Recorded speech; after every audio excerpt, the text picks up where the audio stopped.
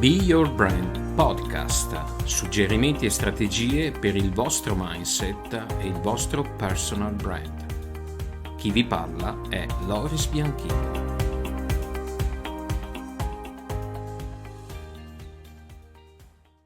Benvenuti a questo nuovo episodio di Be Your Brand Podcast. In questo episodio parleremo di stress management, relaxation and meditation. E proprio per questa puntata speciale ho invitato un'amica e un'esperta in questa materia e questo podcast verrà registrato in lingua inglese. Per quelli di voi che vogliono avere la comodità di una traduzione, vi invito a seguire l'episodio sul canale YouTube e attivare i sottotitoli. Let's switch to English and let me give a warm welcome to my friend and dear expert Elia Stefanidou from Cyprus. Hi Elia, how are you? Sto benissimo, Loris. È il Oh, mio piacere di vederti qui. You are Grazie. speaking a perfect Italian. I know that you lived in Italy for some time, and thank you very much for coming to this podcast, Be Your Brand Podcast, where we talk about branding, we talk about confidence, we talk about emotions, we talk about all the insights for the personal branding. Elia is, as I said, an expert, a stress management coach. She's also a writer. She's also a thought leader.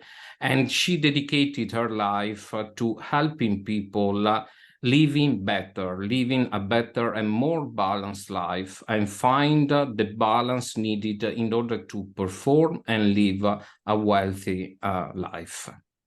So, Elia, just to start, let me ask you the first question.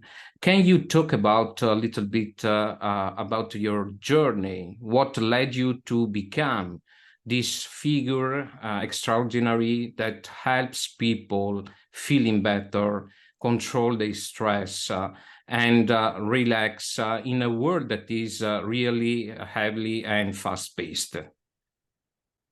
Hello again, and thank you for the invitation.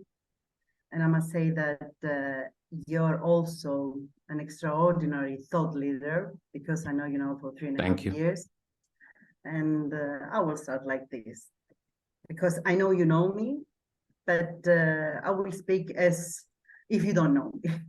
Okay. So, you know, Loris, that life has a funny way of leading us down to unexpected paths. And my journey from experiencing panic attacks and anxiety attacks to becoming a stress management coach is a testament to the power of personal transformation and resilience. So my journey, and I mean the new chapter of my life, began when I was only 26 years old, when I had the luxury of experiencing a panic attack at my office desk, followed by multiple phases of general anxiety disorders like fear of flying, fear of birds, sleep paralysis, fear of death, etc. So this kind of constant worry went on for 6 years back then, because I was so embarrassed to tell anyone. But when I reached rock bottom, and I remember it was a few months after giving birth to my daughter, I realized that severe change had to be made, as I couldn't be my own savior. So the turning point in my life came in 2006, when I discovered EFT, that stands for Emotional Freedom Techniques. And it's a powerful method, often referred to as tapping, that allowed me to address the emotional root causes of my constant anxiety and attacks back then. And you know, Loris, it wasn't an instant fix. Any kind of manifestation cannot happen in one day. But as I continued to practice EFT, I noticed a shift in my emotional well-being. I learned to release the negative emotional baggage I had been carrying for so many years, and my anxiety attacks became less frequent and less severe. So as my personal transformation continued, I felt a deep calling to share my journey with others. And yes, I used to help my friends back then, even before becoming a coach, because I knew the way to do so. I knew the techniques. The years passed by, and I was so emboldened by my own progress. So I went deeper into the world of self-improvement and personal development. And I became a certified coach in EFT, NLP, that stands for Neuro-Linguistic Programming, and life coaching. So my journey goes like this, from panic to peace. And this situation has been both challenging and rewarding. I've witnessed countless individuals regain control of their lives just as I did, in the same way. And I am honored to be guiding a light for those that they seek their path to inner peace and personal transformation. My clients, of course, they can benefit from someone who had been there, someone who understood the darkness of the panic attack and anxiety disorders, and someone who had emerged on the other side stronger and more resilient. Yes.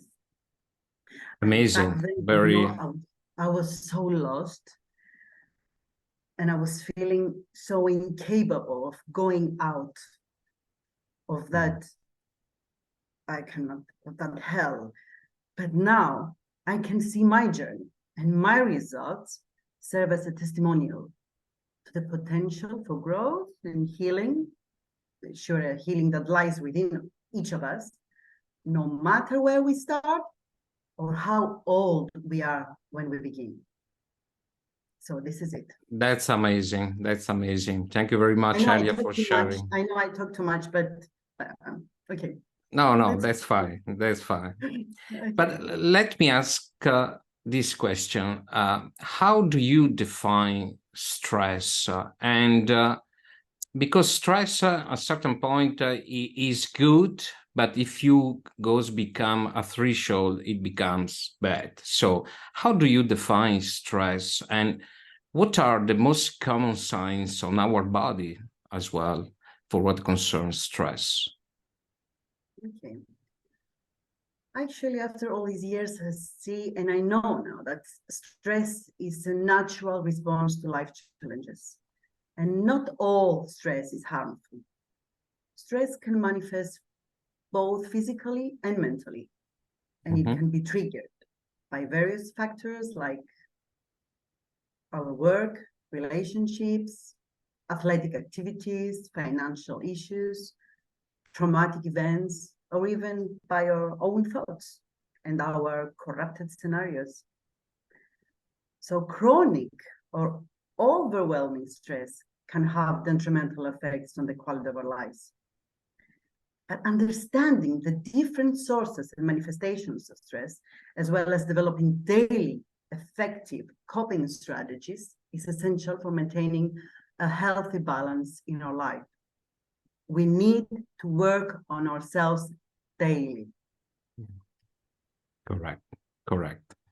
And so, Elia, how can we recognize from the signs of our body that we are in the bad stress situation or in the overwhelming stress situation? Yes. The most common signs that stress affects the body. Let's start with the respiratory problems. Okay, stress can affect breathing patterns, leading to shallow or rapid breathing, heart palpitations. It increases the heart rate. Digestive problems like stomach aches, diarrhea, constipation, or nausea, high blood pressure, skin issues like acne, eczema, hives, or psoriasis. It can also worsen existing skin conditions. Then are the gastrointestinal issues, like indigestion, acid reflux, IBS. And then there are the sleep disturbances, because stress can interfere with your ability to fall asleep or stay asleep, leading to insomnia or poor quality sleep. There is muscle tension, like a neck lot of pain, things. backaches, and overall muscle stiffness. When you're stressed, everything is stiff on the body. Yeah, There right. is chronic fatigue Mhm. that can lead to physical or mental exhaustion, making you feel constantly tired, even after a full night's sleep. Changes in appetite, leading to stress eating and potential weight gain, while others may lose their appetite, resulting in weight loss. We Yeah. don't know. It depends on the personality of every Yeah. person. Headaches or Okay. migraines. And then there are the frequent illnesses, because chronic stress can lead to more frequent colds, infections, and other illnesses due to its impact to the immune system. Yes. Yeah. Yeah. So that's important to listen to our body and collect all these signs in order to understand which is our state regarding stress. Thank you, Elia. And another Yes, question. the body is the blueprint of the thoughts. Yeah, correct, correct. So, which are some of the common misconceptions regarding stress? There are a lot, but I mentioned a few. Common misconceptions about stress include the belief that all stress is harmful, but in reality, some stress can be beneficial and motivating. Okay. Like, fear operates as a protection mechanism. If I have now a bear outside my house, I will not go out and caress the bear because the fear will stop me there. Mm-hmm. Another misconception is that stress is only a mental or emotional issue, ignoring its physical effects that I mentioned before. Yeah. And there is a quote that says, this is in Greek, but I will translate in English. When the mouth doesn't speak, the body speaks to you. Yeah, that's true. In a way, yes. Stress can also be mistakenly seen as a sign of weakness, when it's a natural response to challenging situations. People often think they should completely eliminate stress, but it's more about managing and coping with it effectively. Also, there is a misconception that relaxation techniques are the only way to combat stress, while in truth, a holistic approach that includes lifestyle changes, self-care, and seeking support is often more effective in managing stress daily. An example is, let's say, you practice meditation every day, but then you watch horror movies at night. You understand? Yeah. You have to have a holistic approach regarding stress. Okay. And so you work with people, and just to share also with our listener, what kind of people are taking sessions with you, and which are the reasons usually behind, in order to guide also our listener to understand if they have, let me say, the need for a session for what concerns stress management. Yes. The reason behind everything is one word, and it's the word fear. They have a fear of resolving their issues, either alone or with someone else. And we can manage to find the ways to release all this fear. But usually the people that contact me they have anxiety and panic attacks, phobias and fears. I have students with self-esteem issues, or they might be here before their exams. I have athletes of any age, clients with divorce issues and money issues, They come also here for grief and loss, OCD, chronic pain, extended sadness or boredom, relationship issues. Stress is connected to everything. Yeah, that's true. So when a person comes to you and you have a client that want to work about these situations, can you describe how do you work with them, and which techniques and suggestions, wisdom, whatever, are you putting into your conversation with your clients? I use different kind of combination methods with every individual, and the sessions are not the same each time. But it's not only about the techniques, it is also about changing the mindset and the belief system. Yeah. So I teach them how to think and not what to think. Yeah, exactly. Because, Loris, a belief is only a thought that you keep thinking, and a thought can be changed. Regarding now the methods that I use, there is the emotional freedom technique, as mentioned before, EFT. It's often referred to as tapping, which is a therapeutic approach that combines elements of acupuncture and psychology. It involves tapping on specific acupressure points of the body with our fingertips, while focusing on verbalizing emotional issues or negative thoughts. By tapping on those meridian points on the body, you can release blocked energy in order to promote emotional healing and reduce emotional discomfort by addressing the mind-body connection. I also use NLP, which stands for Neuro-Linguistic Programming, which is a set of techniques that helps reframe your thoughts and beliefs, replacing negative patterns with positive ones. Also, of course, I guide my clients through breathing techniques, because the respiratory system is the only system on the body that you can manage to control in less than 1 minute. In less than 1 minute. You cannot control anything else. You cannot control the vomit or the diarrhea or the headache or the heart racing, but you can control the breathing. So when we engage in deep mindful breathing, it triggers the body's relaxation response, which lowers the heart rate, decreases blood pressure, and reduces the production of stress hormones like cortisol and adrenaline. And have in mind that cortisol is the fuel for the body. It's not a bad hormone. And activates the fight or flight response, which is our primitive survival mechanism. And of course, focused breathing helps shift our attention away from stressors and intrusive thoughts, allowing us to regain a sense of control and mindfulness in the present moment.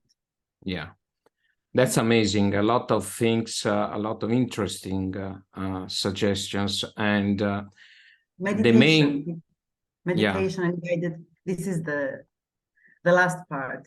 Meditation and guided creative visualization can both lower stress levels in the body.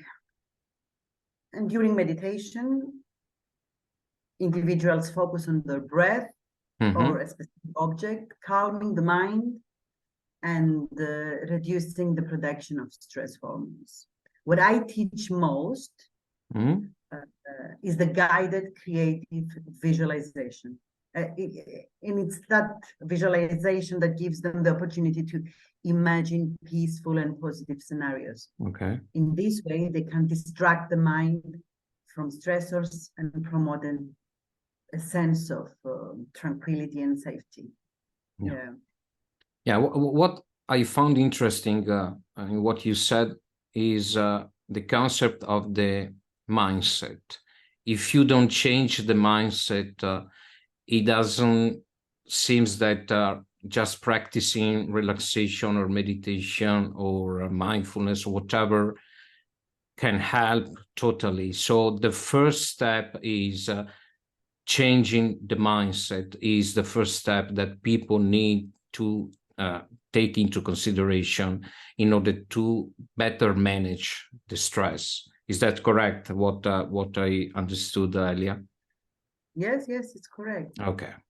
And it's also all about habits. You need to dive into the habitual way of thinking. I need to do this every day. All the practices every day. Yeah. Slowly, the mindset will change. And is there a difference between panic attack that you experienced and anxiety attack? Yes, I know. Whoever experienced both kinds of attacks knows for sure the difference, but I will give you the answer and the difference. Here's the difference. Panic attacks are intense, sudden episodes of overwhelming fear. Okay. They often peak within a few seconds and can get you without an apparent trigger. I mean, out of nowhere. You might be in a supermarket or in a club or in a cafeteria, and you just get it. Yeah. The physical and emotional symptoms of a panic attack are very severe and may include a racing heart, shortness of breath, chest pain, sweating, nausea, this feeling of wanting to vomit, and also a strong desire to escape. Yeah. And you feel like this is it. This is the end. Yeah. True. Well. And the anxiety attack, some people may use it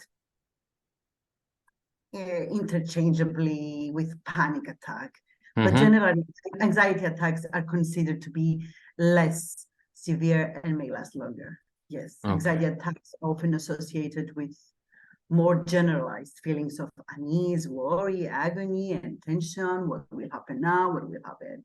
And if this happens, and all these trigger intrusive thoughts that we have in our heads, there's a lot of tension.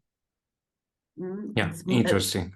Yeah. Yes, anxiety symptoms can persist also over a more extended period, possibly hours or even days or weeks. Anxiety attacks are usually triggered by specific stressors or situations that provoke excessive worry or fear. Yeah. Okay. Yes. And I know that you have also many interests, and one of these is martial arts. Is there a connection or a reason why you practice martial arts and there is a combination between martial arts and stress management? Yes, I've been wanting to do martial arts since I can remember. I used to watch the movies of Bruce Lee. Do you remember Bruce Lee? Or you were too young to remember him? No. I remember very well. I like it. I always had it in my head since then that I wanted to do it. But I started taking up martial arts in 2013. This has also been a stepping stone to my own personal growth, as it helped me increase my mental stamina, my confidence, and resilience. So through this hobby, I have adopted the mindset of a fighter, which always reminds me to never give up, even in the hardest times. In the past, I had some injuries, but this never stopped me from getting back to the academy. Martial arts can be a very, very powerful, effective way to combat stress. Okay, so this is another suggestion for our audience. Of course, it improves physical fitness, but also enhances mental resilience. The physical training and the endorphin release during the training sessions for sure contribute to reducing stress levels. And of course, making martial arts a holistic approach to make you feel rejuvenated. Yeah, it's part of the mindset. All the holistic approach create a different mindset. Also, martial arts have an effect on our mindset. Have you ever tried yourself? No, I should. Maybe I will think about that. It could be a nice, interesting idea. Yeah. Every time I drive myself home after a training session, I feel as 10 years younger. Yeah. Nice. So Very nice. You have to try. And Elia, I want to ask you a kind of personal question, if you want to share with our listeners. Which is the biggest challenge you faced in your life? Oh, okay. Can I mention 2 challenges? Okay, 2 challenges. 2 is better than 1. Okay. Yes. The first one is quitting my full-time real job back then. It was very hard for me to do it. I had the confidence, but there was the fear of not having a paycheck at the end of the month. Yes, but I had to burn the bridges, definitely. Fear is always the obstacle, the biggest obstacle that you have to win when we need to change something. Yes, I mentioned this at the very beginning. Yeah. I know. And the second one, the second challenge, was my first public speaking. Wow. It was about giving a lecture with the topic, our belief system and how it affects our lives. And I had to speak for 1 hour in public. Wow. I actually had a huge breakthrough on my business after that because I stepped out of the box. Yes. Yeah. So let me ask you some fire questions. Which is your preferred author or writer, and who do you follow usually?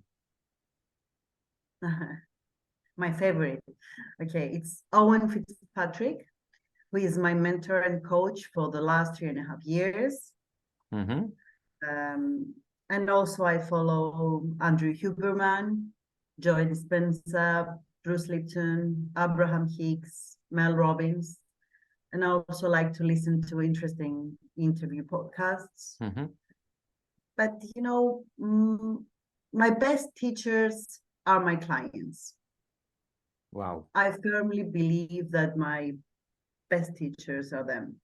Yeah, right. Because every person who seeks guidance in managing stress brings with them a unique set of experiences, challenges, issues, and coping mechanisms and resistances.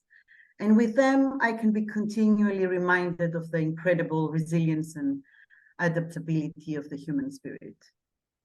My clients inspire me with their determination to overcome stressors. They're not just recipients of guidance. There is a cooperation. They are my partners in growth, and their experiences enrich my practice as a stress management coach. And there is a quote that I really, really like. I don't know where I read it or who said this, but mastery lies in the journey of the forever student. And that's what I do. I practice what I teach every single day. Lovely. I like it. I liked it very much. Yeah, the question is, now that you have so much wisdom, so much experience, which advice would you give to your younger self? I don't regret about anything that happened in my past. The past is there, it will always be there, but it's gone. Yeah. So it's like, don't dwell on negative emotions for too long. Life is filled with its share of ups and downs, and it's perfectly natural to experience moments of sadness, fear, or anger, and learn to acknowledge and process negative feelings, but also remember the power of resilience and positivity, and embrace each day with an open heart. Yeah, absolutely. Absolutely. And finally, if you could have a superpower, what that would be? Superpower. Yeah. I'd like to have a lot, but if I have to choose, okay, I would love to be able to breathe underwater. Wow. Because I love the sea. Yeah, you are from Cyprus, so you absolutely love the Yeah, seaside. Very nice. I go every day. Okay. Okay. It's been really interesting, all the stuff, all the suggestions, all your experience that you share. And I have one more request for you. If you can guide us to experiencing a little bit of relaxation, some of the techniques that you use in such a way that we can test and feel how do you manage this kind of techniques. Is it possible for you? Yes, of course. I will give you Okay. a short exercise of breathing and then creative guided visualization about achieving a Okay. goal of yours. And it's not going to be martial arts, nothing Okay. like it's going to be relaxing. Okay. Okay. I'm going to show you first how to breathe in a specific way.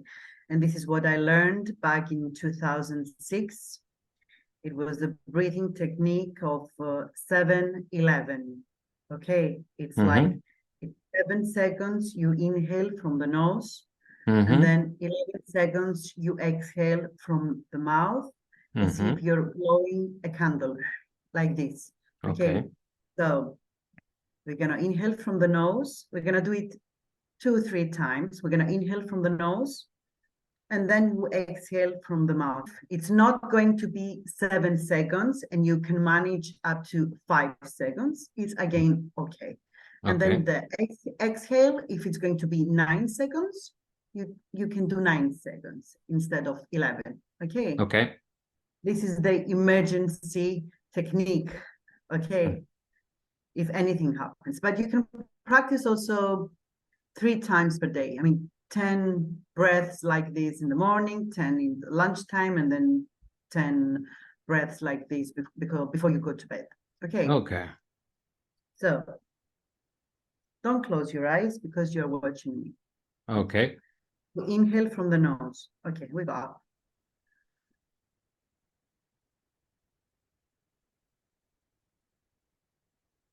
And we hold our breath as if we feel the whole head. And then we exhale from the mouth.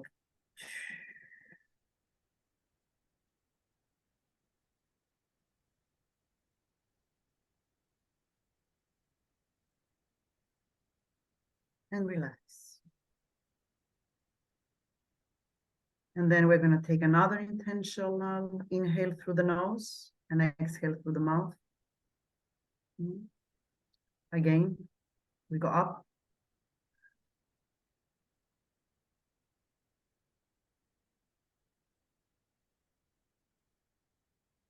And we hold it. Hold it for a few seconds. And then you exhale from the mouth.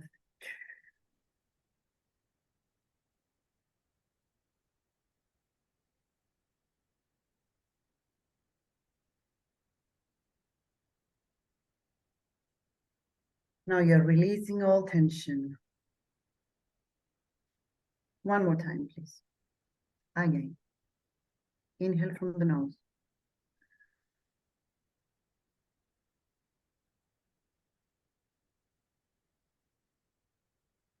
Hold it. And then out from the mouth.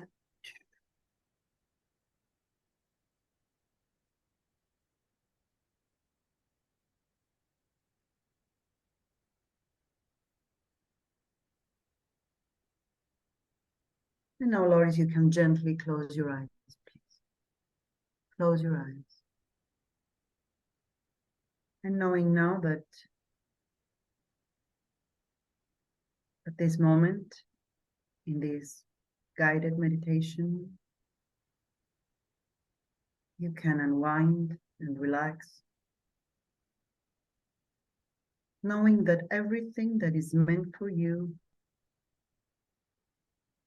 is on its way to you.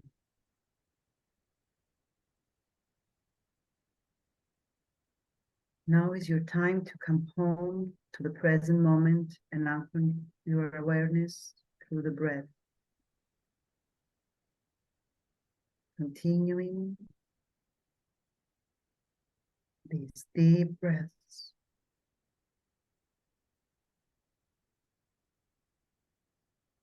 And I invite you to release the air in relief. Release all the pressure. Allow yourself to decompress here and now.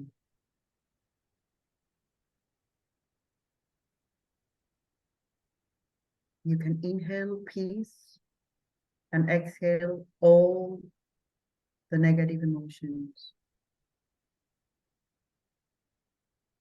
Allowing your shoulders to surrender to gravity. Breathing normally now. Breathing subconsciously. There is no effort at this moment.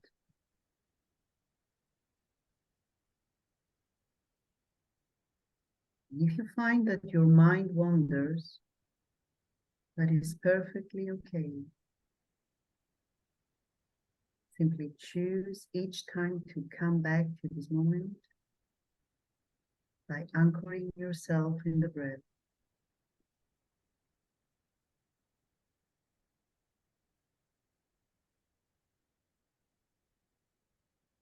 Shifting your awareness inward, gently tune into your imagination. And I want you to see yourself from afar as an observer. You are now looking at your ideal self.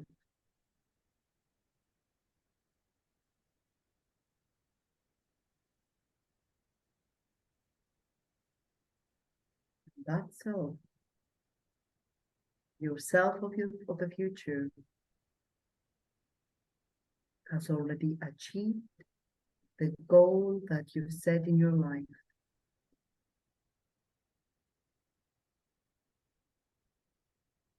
Look at him.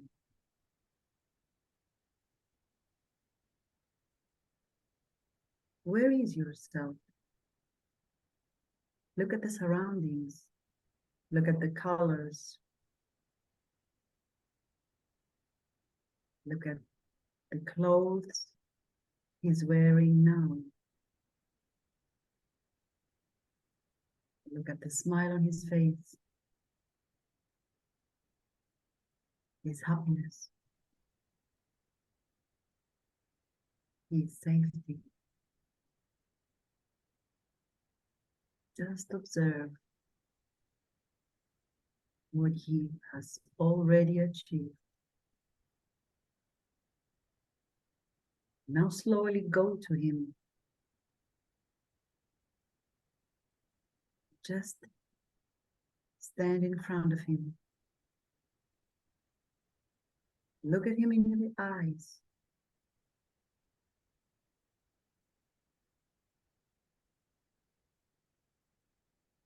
And ask him, how did you manage to come up to this point? And ask him to give you guidance.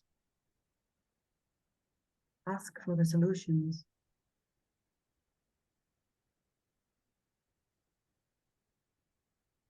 And let him give you the answers.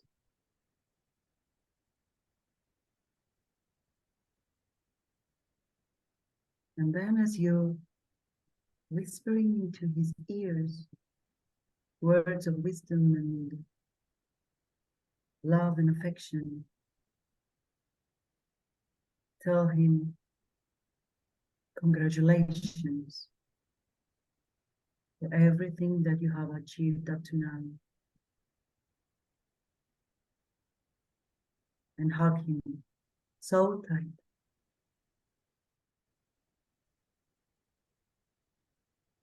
And just let him come inside of you so you can be one. One with your ideal self.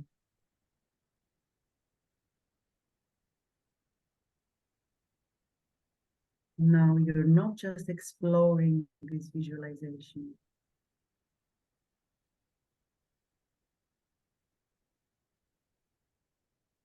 You're feeling everything that is happening now. Now that you have achieved your goal, because now you are wearing his clothes.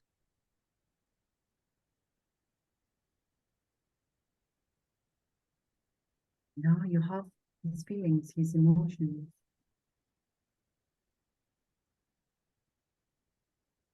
Because this ideal self was always there inside of him. And it will always be there for you.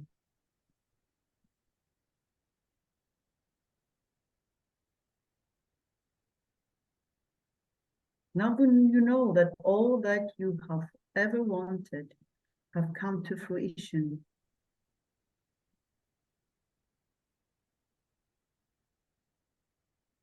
now you know that all you are comes from the source of positive energy.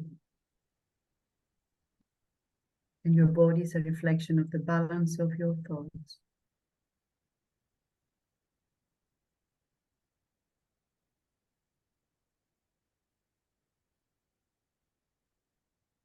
Now you are fulfilled. And I invite you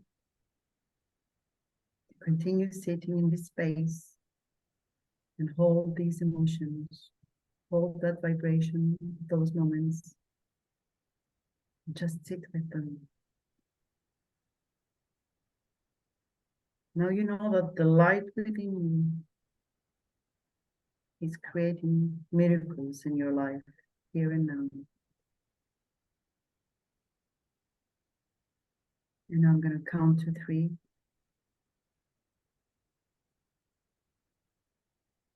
And you can gently bring your awareness back to the room. And gently open your eyes. Thank you. It is done. 1, 2, 3.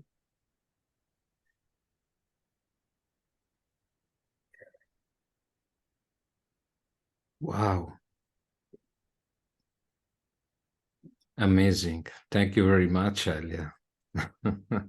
I feel really relaxed and kind of different from previously. It's amazing. You should try also the meditations that I have on my YouTube channel if you want. If you okay. Okay. In fact, for all our listeners that want to reach you, I will leave your contacts in the comments of this episode so they can learn even more or they can contact you. And we are closing this episode, fantastic episode, and I want to thank you, Elia, for sharing with us your wisdom, your knowledge, your experience, and above all, your passion for what you are doing. Thank you very much, Elia. Thank you very much for the invitation. Grazie mille. So for all our audience, all our listeners, I want to remember that until next episode, don't stop learning, don't stop practicing, and above all, embrace the way, the path towards stress management, relaxation, and meditation if you want to build a very strong personal brand. And as always, remember, be always your brand. Hai ascoltato Be Your Brand Podcast. Condividilo con chi vuoi e iscriviti. E non dimenticare, be always your brand.